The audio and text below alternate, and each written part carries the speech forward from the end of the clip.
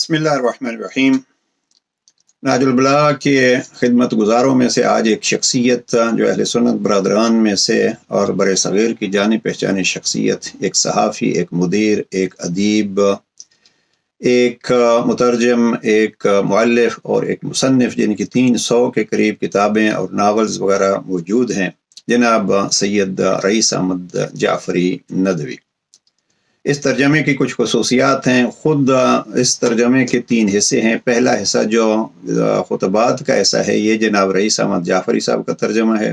دوسرا حصہ جناب عبدالرزاق ملی آبادی نے خطوط کا ترجمہ کیا، وہ بھی اہل سنت اسکالر۔ اور تیسرا حصہ کلمات قصار کا ترجمہ ایک اہل شیعہ شخصیت جناب مرزا حسین صدر اللہ فاضل لکھنوی نے کیا ہے۔ یہ خود ایک اتحاد کا بہترین انداز ہے کہ 3 شخصیات نے مل کے اس کو پیش کیا، اور پھر جو ناشر ہیں وہ بھی اہل سنت برادران سے تعلق رکھتے ہیں، شیخ غلام علی اینڈ سنز پبلشرز لاہور۔ اور اس نہج البلاغہ کے ترجمے کے مقدمے میں بھی بعض بڑی دلچسپ اور اہم چیزیں بیان کی گئی ہیں۔ میرے پاس یہ 3-4 ایڈیشن ہیں، یہ چوتھا ایڈیشن ہے جس کو میں سامنے رکھے ہوئے ہوں۔ اب اس ایڈیشن، ویسے میرے پاس 6ٹھا ایڈیشن بھی ہے اور دوسرے ایڈیشنز بھی ہیں، یہ ایک ایڈیشن ہے اور یہی بھی ایڈیشن ایک نہج البلاغہ کا، یہ اسی کے بہرحال ان میں پھر بعض مضامین کو کم کیا گیا ہے۔ تو یہ جو چوتھا ایڈیشن میرے پاس ہے، اس میں سب سے پہلا مضمون ہے استناد نہج البلاغہ جناب امتیاز علی خان عرشی۔ چونکہ ایک سوال ہوتا ہے کہ نہج البلاغہ کی استناد کہاں ہے، حقیقت نہج البلاغہ کیا ہے، تو انہوں نے بڑی دلچسپ بحث کی ہے، اور یہ رامپور لائبریری کے انچارج تھے، اور ان پہ الگ ہم خدمت گزار نہج البلاغہ کے عنوان سے کچھ پیش کر چکے ہیں۔ پھر دوسرا نہج البلاغہ کے مطالعہ کے عنوان سے موضوع ہے، یہ ہے جناب مرزا حسین صدر اللہ فاضل کا۔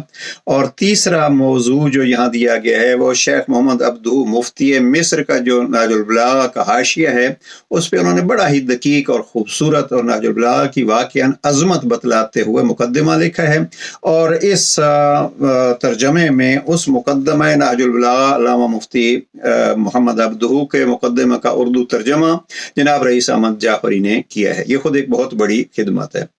باقی بھی مثلا اس کے آخری حصے میں رجال نہج البلاغہ محمود حسن کیسری صاحب کا ایک مضمون ہے، اور سید رضی سے پہلے کلام امیر المومنین کو جن افراد نے جمع کیا ہے، جامعین کلام امیر المومنین علیہ السلام کے عنوان سے ایک مقالہ ہے محمود حسن کیسر صاحب کا۔ بہرحال دلچسپ یہ ایک ترجمہ ہے۔ یہ ترجمہ آپ کو معلوم ہے کہ جناب علامہ مفتی جعفر حسین مرحوم کے ترجمے سے بھی پہلے کا ترجمہ ہے، اور یہ ترجمہ مکمل ہوتا ہے 6 اکتوبر 1954 کو کراچی میں یہ مکمل کرتے ہیں جناب رئیس احمد صاحب، 6 اکتوبر 1954 میں 1954 میں۔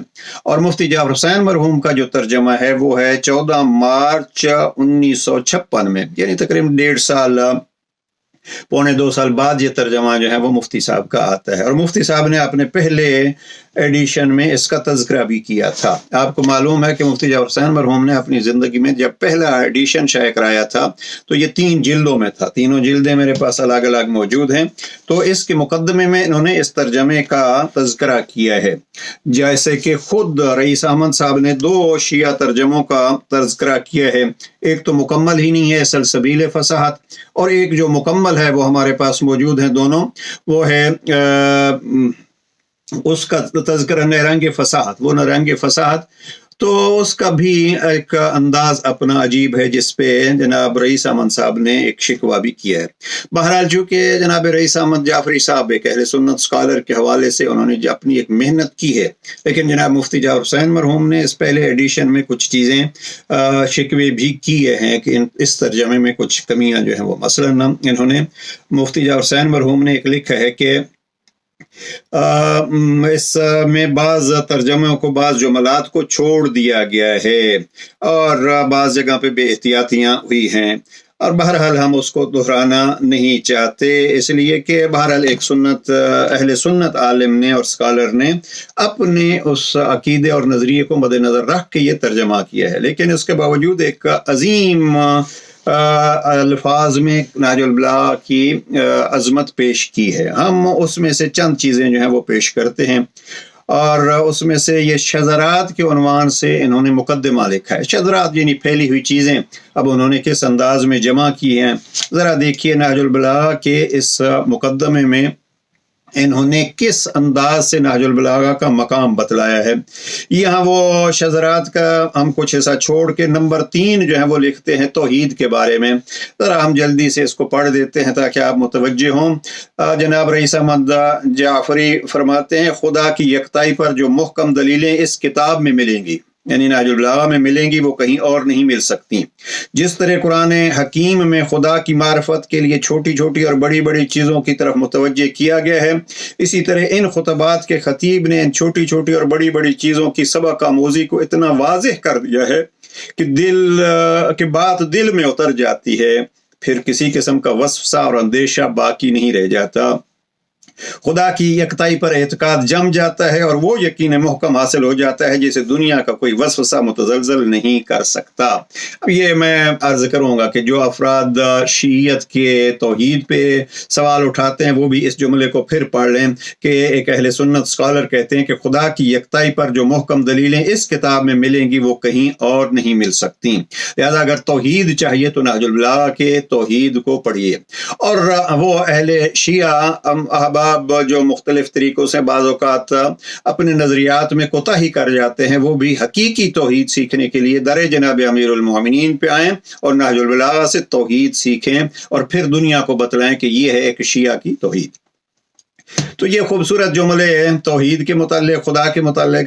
پھر نمبر 4 پہ فرماتے ہیں پیغمبر اکرم سے نسبت دیتے ہوئے رسول خدا صلی اللہ علیہ وآلہ وسلم کی ذات گرامی. ایک ایک جملہ اگر اس کی تشریح کی جائے، وضاحت کی جائے اور اس پہ داد دی جائے تو حق بنتا ہے جناب جعفری مرحوم کا پروردگار درجات بلند فرمائے. فرماتے ہیں رسول خدا صلی اللہ علیہ وآلہ وسلم کی ذات گرامی، آپ کی سیرت مقدس، آپ کا کردار، آپ کی شخصیت، آپ کے صفات، آپ کے اخلاق، آپ کے عادات و خصائل، آپ کی گفتار و کردار کی جتنی واضح تصویر، ذرا اس جملے پہ غور فرمائیے گا، جتنی واضح تصویر کشی ان خطبات میں ملے گی کہیں اور نہیں مل سکتی. اس لیے کہ یہ بیان اس شخص کا ہے جس نے ہوش کی آنکھیں آغوش رسول میں کھولیں اور جس کے دست و سینہ پر سرور کائنات نے زندگی کی آخری سانس لی. اب یہ ہے رشتہ پیغمبر اور رشتہ علی، جو فخر موجودات کا رفیق خلوت و جلوت تھا، جو صرف ایک معتقد اور مومن ہی نہیں تھا، بھائی بھی تھا، خیش بھی تھا، جس نے اپنی زندگی کا مقصد صرف یہ قرار دیا تھا کہ اسے سرور کائنات پر نثار کر دے، جس نے جنگ کے میدان میں، گھر میں، مسجد میں، ہجرت سے پہلے، ہجرت کے زمانے میں اور ہجرت کے بعد، دعوت اسلام شروع ہونے سے پہلے، دعوت اسلام شروع ہونے کے زمانہ میں اور اسلام کے پھیل جانے کے بعد، جس نے مکہ کی بے سر و سامان زندگی میں، مدینہ کی مطمئن اور یکسو زندگی میں، پھر فتح مکہ کے بعد حاکمیت کے دور میں رسول اللہ صلی اللہ علیہ وآلہ وسلم کو دیکھا تھا، ان کے ساتھ رہا تھا، اس رفاقت کو ہر حال میں نبھایا تھا. اب یہ ایک ایک جملہ جو ہے وہ عرض کر رہا ہوں کہ کتنا عظیم جملہ ہے. کڑیاں جھیل کر، دکھ اٹھا کر، مصیبتیں سہ کر، خطرات کا مقابلہ کر کے تلوار کے سائے میں، کیا ایسے شخص سے بڑھ کر، اب اس جملے پہ فرمائی ہے کہ توجہ کہ اگر کسی کو سیرت مصطفیٰ لکھنی ہے تو جناب رئیس احمد صاحب فرماتے ہیں کیا ایسے شخص سے بڑھ کر بھی کوئی حق رکھتا ہے کہ وہ سیرت رسول صلی اللہ علیہ وآلہ وسلم پر حرف آخر کہہ سکے. یہ ہو گیا رسالت کے ساتھ تعلق. پھر قرآن مجید کے حوالے سے نمبر 5 میں فرماتے ہیں قرآن کریم کی عظمت و شان، جبروت و جلالت کا، صداقت اور معنویت کا جیسا پرشکوہ بیان ان خطبات میں ملے گا وہ اپنی مثال آپ ہے. یہ خطبات بتاتے ہیں کہ جو شخص قرآن کی تلاوت نہ کرے، قرآن پر فکر و تدبر نہ کرے، اس کو اپنا رہنما نہ بنائے، وہ خود ہی نجات نہیں حاصل کر سکتا. اب فرماتے ہیں کہیں ضمناً اور کہیں اصل موضوع بنا کر بارہا جناب مرتضیٰ نے قرآن پڑھنے، اس پر غور کرنے اور اس پر عمل کرنے کی تلقین کی ہے. ان خطبات کے پڑھنے سے صاف طور پر یہ بات واضح ہو جاتی ہے کہ قرآن ہی اصل اسلام ہے. پس سچا اور کھرا مسلمان وہی ہے جو قرآن کے ساتھ رشتہ کو کسی حالت میں بھی ہاتھ سے نہ چھوڑے، جو ہر معاملہ میں قرآن کی ہدایت اور رہنمائی کا طالب ہو، جو ہر مشکل کا حل قرآن ہی سے ڈھونڈے، جو ہر مصیبت میں صرف قرآن ہی کے وسیلے سے مداوت تلاش کرے. نمبر 6 میں ہمارا ایک پسندیدہ موضوع ہے، بہرحال تفصیل میں نہیں جا سکتے، 2 سطریں انہوں نے لکھی ہیں فضائل اہل بیت کے حوالے سے، اور پھر میں یہی کہتا ہوں کہ اگر ایک شیعہ ممبر پہ بیٹھنے والے کو فضائل اہل بیت حقیقی طور پر جاننے ہیں تو آئیے دیکھیے نہج البلاغہ بہترین ذریعہ ہے، اور اگر کسی اہل سنت بھائی کو فضائل اہل بیت جاننے ہیں تو علی علیہ السلام کی زبان سے ہی سیکھ لیں۔ نمبر 6 میں جناب رئیس احمد صاحب فرماتے ہیں ان خطبات میں اہل بیت اطہار کا بھی ذکر ہے، اور اس طرح ہے جس طرح ہونا چاہیے۔ اب یہ جملہ مجھے بہت پسند ہے، اور اس طرح ہے جس طرح ہونا چاہیے۔ اہل بیت کو جو فضیلت اور مزیت حاصل تھی وہ ایک ایسی حقیقت ہے جس سے انکار کسی طرح ممکن ہی نہیں۔ آفتاب احمد لکھتے ہیں، آفتاب احمد دلیل آفتاب۔ اور پھر اس کا نمبر 11 بھی سن لیجئے، جو نہج البلاغہ کے حوالے سے بعض لوگوں کا اعتراض ہوتا ہے۔ جناب رئیس احمد صاحب فرماتے ہیں مشاجرات صحابہ کی جھلک بھی اس میں نظر آئے گی۔ متعدد صحابہ کرام تھے جن کی فکر و نظر اور اقدام و عمل سے امیر المومنین کو اختلاف تھا، اسی طرح متعدد صحابہ کرام تھے جنہیں امیر المومنین کی ذات گرامی سے، ان کی گفتار و رفتار سے اختلاف تھا۔ یہ اختلاف جب صلح پر ختم نہ ہو سکا تو نوبت جنگ و پیکار تک بھی پہنچی۔ ان اختلافات فکر و نظر اور اقدام و عمل کے بارے میں امیر المومنین نے جو کچھ فرمایا ہے وہ صاحب واقعہ کی حیثیت سے فرمایا ہے۔ ان واقعات میں وہ شریک رہے، یہ واقعات ان پر گزرے، ان واقعات سے انہیں نپٹنا پڑا، لہذا ان کی کمیت و کیفیت، حقیقت و ماہیت اور اساس و اصلیت پر امیر المومنین نے متعدد مواقع پر اپنے خطبات اور کلمات میں ان کے تذکرے کیے ہیں۔ ان کا مطالعہ کر کے ہر شخص کسی نتیجے پر پہنچنے پر پورے طور پر آزاد ہے۔